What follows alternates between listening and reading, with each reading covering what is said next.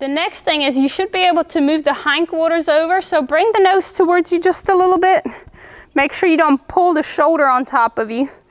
And just have the hip do a hindquarter heel disengagement like that.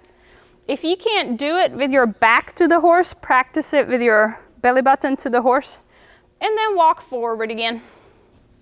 Okay, once you can do this, you should be able to initiate the hindquarter yield by tapping the hip on the side right there. And then move your stick forward and see if you can tap the rib cage right behind the shoulder and kind of step into the horse like they're in your way. There we go, good girl. See it with all the cues right here. Push the hip. There we go. I pulled her nose away from me because she was getting on top of me a little bit. The horse leaks forward. Again, you can go to step number 2, block the chest. Okay, there we go, good girl. That was really nice. I would basically just stop instead of backing him up. And I'm gonna pivot away from him. You can even step away from him a little bit if you need to.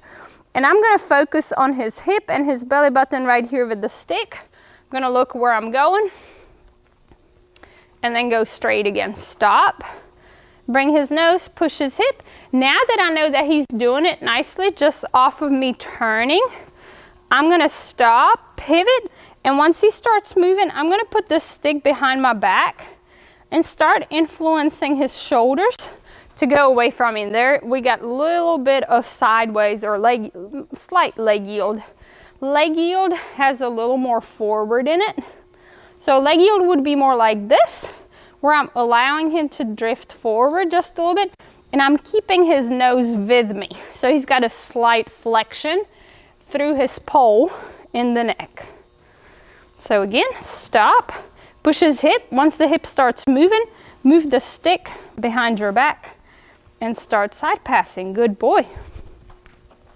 Walk straight, stop, hold the nose, move over and start stepping into him. Even if I step into him and he doesn't, let's say I stepped into him, he didn't move over, that's okay, I'll just stay here.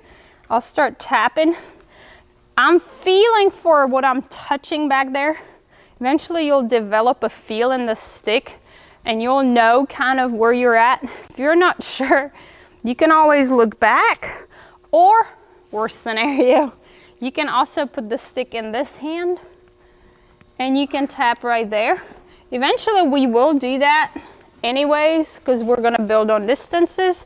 So if you're not sure where you're tapping, stop the horse, push the hip, and you can kind of tap the rib cage while you're right here with the horse facing him. Good boy. Here, if I'm leading right here, I can just quickly move the stick. The horse leaks forward right here in front of him, stop him, touch him, back him up a step, and then go right back to the exercise that you were going. You can walk forward again and try again and then stop the horse. Sometimes I'll even finish on a backup after this exercise. So have fun with this one.